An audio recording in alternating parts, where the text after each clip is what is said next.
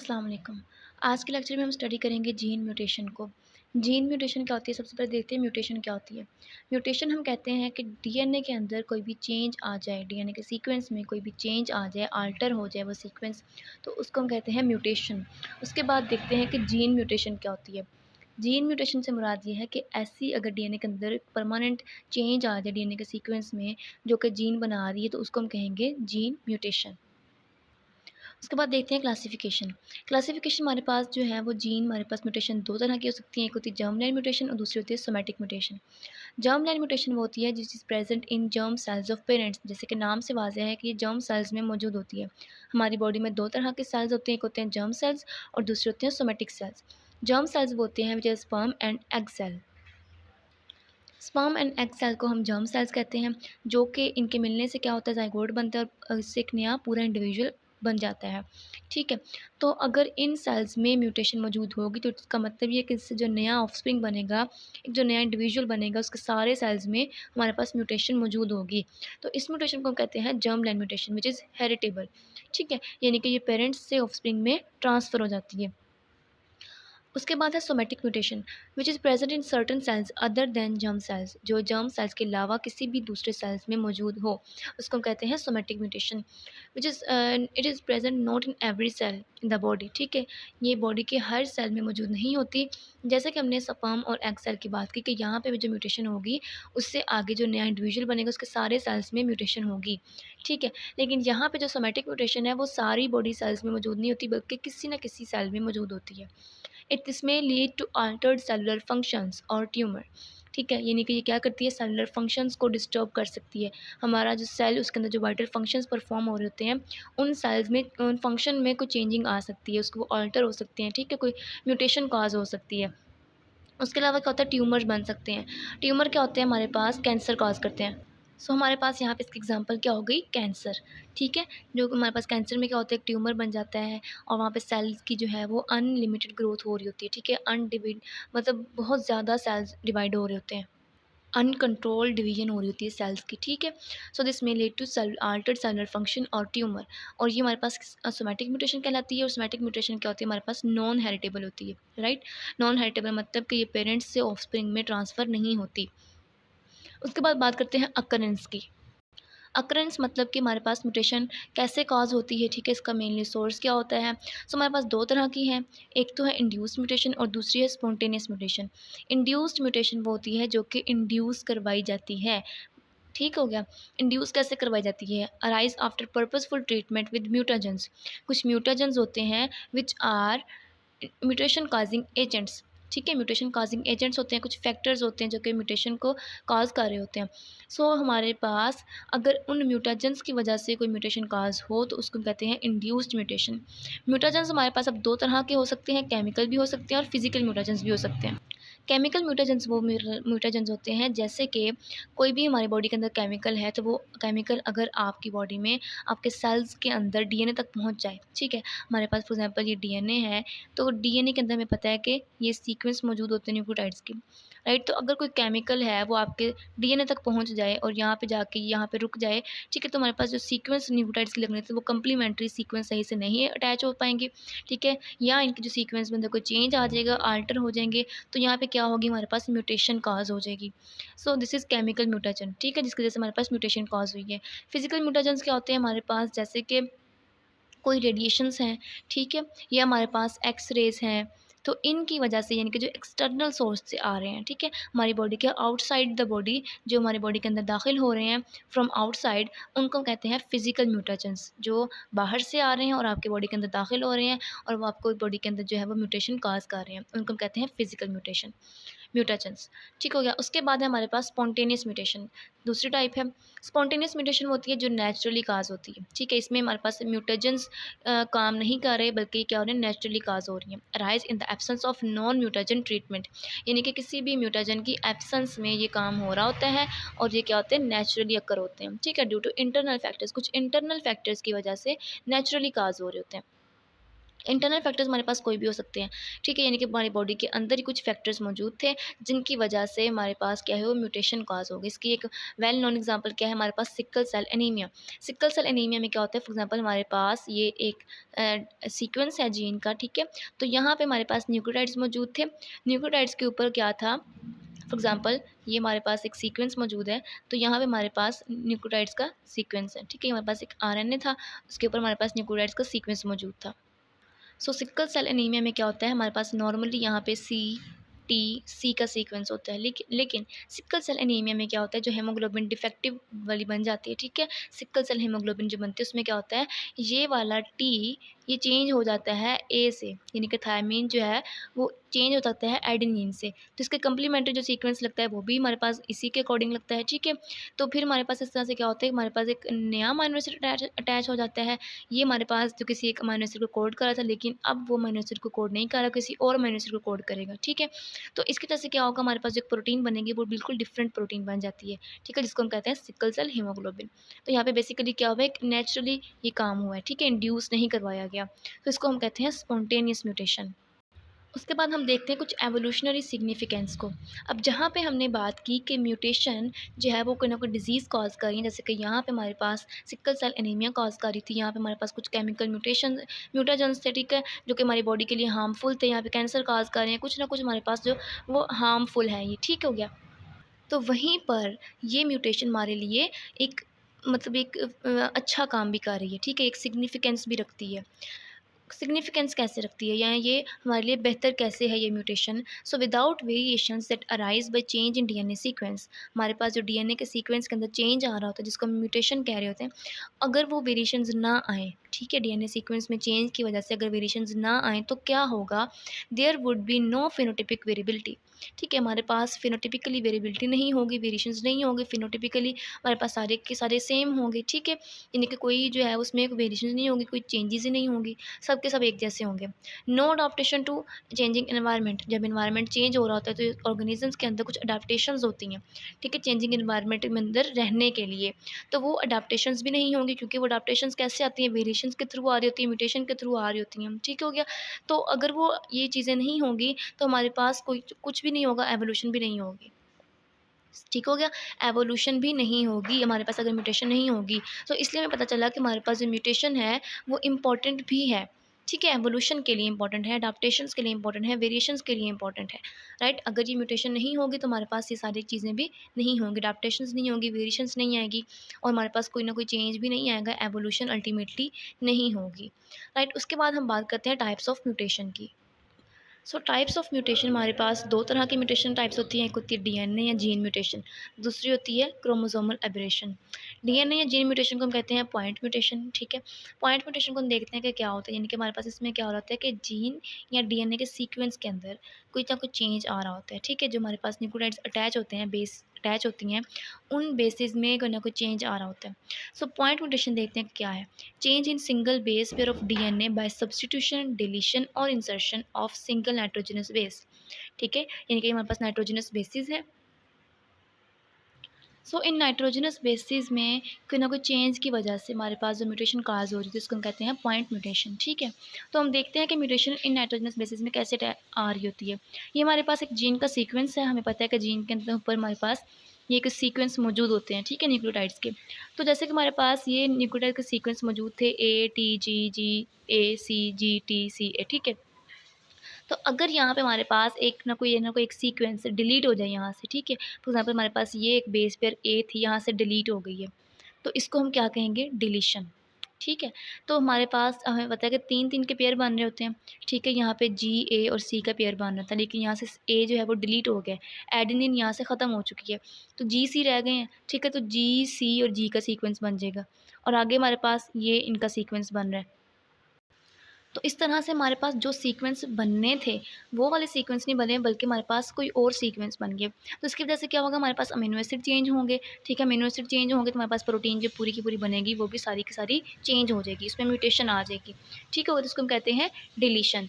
इसके अलावा अगर हमारे पास फॉर एग्ज़ाम्पल ये ए था, तो ये ए हमारे पास चेंज हो गया है टी के साथ, ठीक है? यहाँ पे एडेनिन की जगह हमारे पास थायामीन अगर आ गई है इस पूरे सीक्वेंस में, तो इसको हम क्या कहेंगे? सब्स्टिट्यूशन। ठीक है। यानी कि इसमें हमारे पास क्या हुआ है, कोई ना कोई एक हमारे पास नाइट्रोजनस बेस ऐसी है जो कि किसी दूसरी के साथ चेंज हो गई। ठीक है, एडेनिन जो है वो चेंज हो गई थायमीन के साथ। तो इसको हम कहते हैं सब्स्टिट्यूशन। और इससे क्या होगा हमारे पास, इससे भी म्यूटेशन आएगी। ठीक है, जब हमारे पास एक सीक्वेंस हमारे पास बन रहा था, इसमें अमीनो एसिड कोई और कोड कर रहा था, अब ये किसी और अमीनो एसिड को कोड करेगी, उसके हमारे पास क्या होगी, प्रोटीन जो डिफरेंट बन जाएगी। ठीक है, और इसमें क्या होगा, म्यूटेशन आ जाएगी। उसके अलावा अगर हमारे पास फॉर एग्ज़ाम्पल ये एक सीक्वेंस है, तो यहाँ पे हमारे पास एक फॉर एग्ज़ाम्पल यहाँ पे हम देख लेते हैं, इसको एक नया सीक्वेंस बना लेते हैं, A T G ji A C ji C T A. ठीक है, हमने ये सीक्वेंस बना लिया। तो फॉर एग्ज़ाम्पल अगर हमारे पास यहाँ पे इस सीक्वेंस में कहीं ना कहीं फॉर एग्ज़ाम्पल यहाँ पे एक एडेनिन लग गई है। ठीक है, सो इस एडेनिन का जो इजाफा हुआ है, इसको हम कहते हैं इंसर्शन। यानी कि हमारे पास बाहर से एक और नया एक नाइट्रोजनस बेस इसमें इंसर्ट हो गई है। ठीक है, सो इसको हम कहते हैं इंसर्शन। तो अब यहाँ पे हमारे पास इन तीनों का पहले सीक्वेंस बना था, अब यहाँ पे हमारे पास ये ए आ गया है, तो इन तीनों का सीक्वेंस बनना शुरू हो जाएगा। ठीक है, तो ये ट्रिपलेट बन जाएगा। तो इससे क्या होगा, हमारे पास इससे भी म्यूटेशन आएगी, अगेन अमीनो एसिड चेंज हो जाएगा, हमारे पास प्रोटीन चेंज हो जाएगी। तो इसको हम कह रहे हैं पॉइंट म्यूटेशन। ठीक है, यानी कि हमारे पास किसी भी एक न्यूक्लियोटाइड के अंदर जो चेंज आ रहा है, किसी एक नाइट्रोजनस बेस के अंदर जो चेंज आ रहा है, उस चेंज को हम कह रहे हैं पॉइंट म्यूटेशन। तो अब म्यूटेशन हमारे पास दो तरह की हो सकती है, पॉइंट म्यूटेशन यानी कि साइलेंट म्यूटेशन या साइलेंट म्यूटेशन हो सकती है, और उसको दूसरी हो सकती है हमारे पास फ्रेम शिफ्ट म्यूटेशन। सो साइलेंट म्यूटेशन क्या होती है हमारे पास, फॉर एग्जाम्पल यहाँ पे हमारे पास जैसे एडेनिन थी थायमिन के साथ चेंज होगी। ठीक है, तो अब यहाँ पे हमारे पास समटाइम्स ऐसे होता है कि जो अमीनो एसिड इसको कोड जिस जो इस अमीनो एसिड को कोड कर रही थी, ठीक है, ये हमारे पास ये वाला ट्रिपलेट जिस अमीनो एसिड को कोड कर रहा था, दूसरा अमीनो एसिड जो आएगा वो भी सेम ही होगा। ठीक है, इसमें कोई ज़्यादा खातिर-ख़्वाह चेंज नहीं आएगी। तो उसकी वजह से हमारे पास जो प्रोटीन बन रही है उसमें भी कोई खातिर-ख़्वाह चेंज नहीं आएगी, उसको हम कहते हैं साइलेंट म्यूटेशन। ठीक है, यानी कि नाइट्रोजनस बेस एक चेंज होने से भी हमारे पास कोई खातिर-ख़्वाह तब्दीली नहीं आई, तो उस म्यूटेशन को हम कहते हैं साइलेंट म्यूटेशन। म्यूटेशन तो वहाँ पे हुई है, लेकिन उस म्यूटेशन का इफ़ेक्ट कहने के नहीं हो रहा, राइट? तो उसको हम कहते हैं साइलेंट म्यूटेशन। तो फ्रेम शिफ्ट म्यूटेशन क्या होती है कि अगर हमारे पास कोई नई म्यूटेशन, हमारे पास कोई नई नाइट्रोजनस बेस इंसर्ट हो गई है, ठीक है, तो इससे क्या होगा या डिलीट होगी, तो उससे हमारे पास क्या होगा, पूरे का पूरा सीक्वेंस हमारे पास चेंज हो जाएगा। और हमारे पास इसको हम कहते हैं फ्रेम शिफ्ट म्यूटेशन, यानी कि पूरे का पूरा ये जो फ्रेम है वो सारे का सारा फ्रेम शिफ्ट हो जाएगा, चेंज हो जाएगा, उसको हम कहते हैं फ्रेम शिफ्ट म्यूटेशन। उसके बाद हमारे पास क्रोमोसोमल एब्रेशन। क्रोमोसोमल एब्रेशन यानी कि हमारे पास दो तरह की होती हैं, एक होती है स्ट्रक्चरल और एक होती है नंबर के अंदर चेंज। ठीक है, तो सबसे पहले स्ट्रक्चर के अंदर चेंज देख लेते हैं कि क्रोमोसोम के स्ट्रक्चर में चेंज आएगा तो हमारे पास कैसे म्यूटेशन काज होगी। सबसे पहले है डिलीशन। अगर हमारे पास ये क्रोमोसोम है, क्रोमोसोम के ऊपर हमारे पास ये सीक्वेंस मौजूद था, ठीक है, तो इस सीक्वेंस में से फॉर एग्जांपल यहाँ पे हमारे पास AGC का सीक्वेंस मौजूद है, तो इसमें से G जो है वो डिलीट हो गया। ठीक है, तो यहाँ पे हमारे पास देखें A और G आ गया। ठीक है, अगर हमने यहाँ पे C निकाल दिया तो हमारे पास C यहाँ से ख़त्म हो गया, तो हमारे पास इसको क्या कहेंगे, डिलीशन। यानी कि AGC था, तो इसमें से C हमारे पास ख़त्म हो गया, तो हमारे पास यहाँ पे A और G रह गया। ठीक है, इसी तरह यहाँ पर हमारे पास यहाँ A ख़त्म हो जाए या G ख़त्म हो जाए, कोई भी अगर एक हमारे पास से डिलीट हो जाए उसको हम कहते हैं डिलीशन। सो सेकंड है हमारे पास इन्वर्जन। इन्वर्जन में क्या होता है कि अगर हमारे पास सपोज क्रोमोसोम है, तो क्रोमोसोम के ऊपर हमारे पास जीन की सीक्वेंस मौजूद है। ठीक हो गया। सो यहाँ पे क्या हो, दो कोई भी हमारे पास जो सीक्वेंस है वो आपस में अपनी जगह चेंज कर लें। ठीक है, यानी कि जैसे हमारे पास यहाँ पे TAGC का सीक्वेंस था, तो यहाँ पे TGAC बन गया। ठीक है, यानी कि इसमें यहाँ पे क्या हुआ, ए इधर आ गया एडेनिन और गवानिन एक ही जगह पे चला गया, तो इसको हम कहते हैं इन्वर्जन। उसके बाद है डुप्लीकेशन।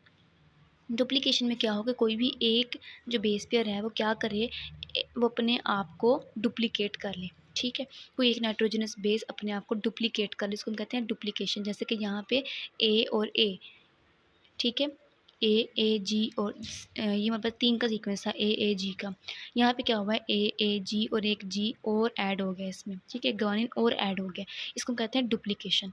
उसके बाद है ट्रांसलोकेशन। ट्रांसलोकेशन में क्या होता है, जैसे कि हमारे पास ये नॉन होमोलोगस क्रोमोसोम में काम हो रहा होता है। होमोलोगस क्रोमोसोम तो हमारे पास इस तरह के होते हैं ना, कि ये हमारे पास एक क्रोमोसोम का पेयर है, ठीक है, और उसी तरफ हमारे पास एक दूसरा क्रोमोसोम का पेयर है। ठीक है, तो ये हमारे पास होमोलोगस क्रोमोसोम थे। सो अगर इनमें से फॉर एग्ज़ाम्पल इसका थोड़ा सा हिस्सा कट गया और ये यहाँ पे आ गया और इसका हिस्सा यहाँ पे आ गया, ठीक है। फॉर एग्ज़ाम्पल ये इस तरह से बन गए और इसका ये वाला जो पार्ट है हमारे पास वो इस तरह से हो गया, ठीक है। तो इसको हम क्या कहेंगे, क्रॉसिंग ओवर। लेकिन यहाँ पे क्रॉसिंग ओवर नहीं हुई, बल्कि यहाँ पे क्या हुआ है, सो ये क्रॉसिंग ओवर हो रही है। और क्रॉसिंग ओवर जो है वो तो इम्पॉर्टेंट होती है, वेरिएशंस आती हैं, ठीक है।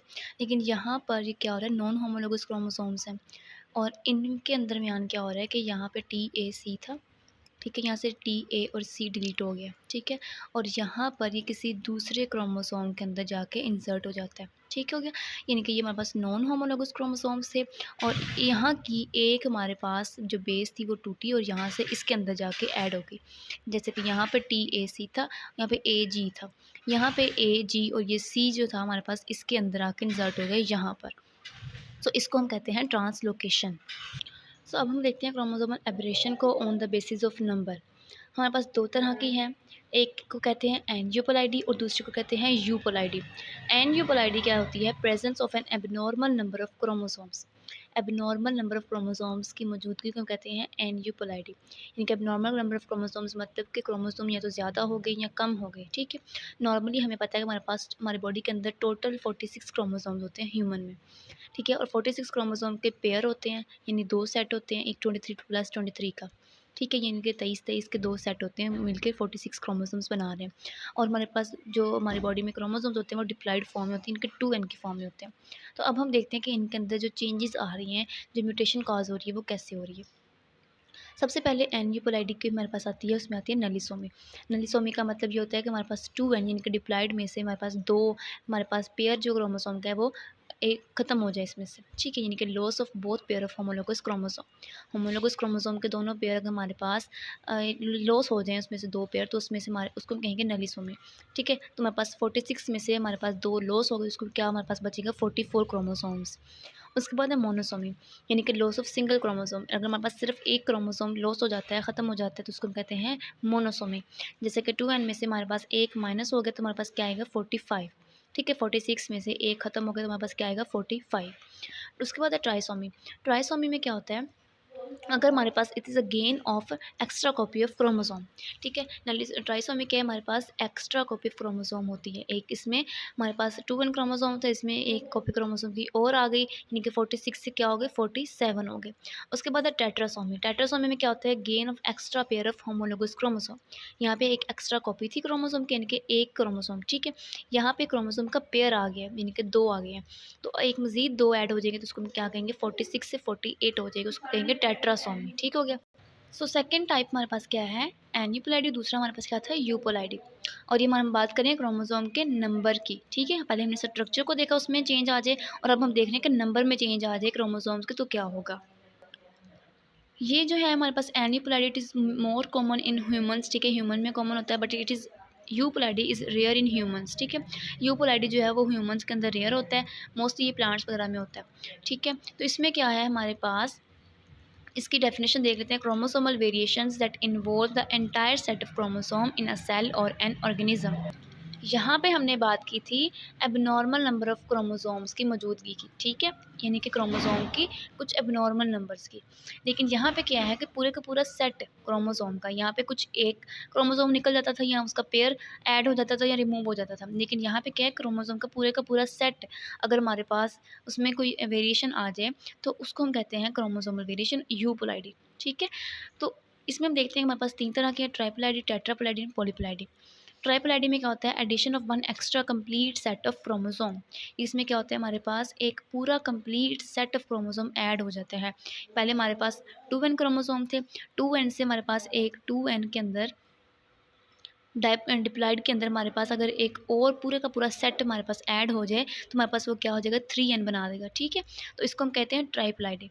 उसके बाद है टेट्राप्लाइडी। अगर हमारे पास दो सेट, ठीक है, मज़ीद ऐड हो जाएँ, डिप्लॉइड के अंदर हमारे पास दो सेट मज़ीद ऐड हो जाएँ तो उसको हम कहते हैं टेट्राप्लाइडी, जिनके हमारे पास 2n से क्या बन जाएगा वो 4n।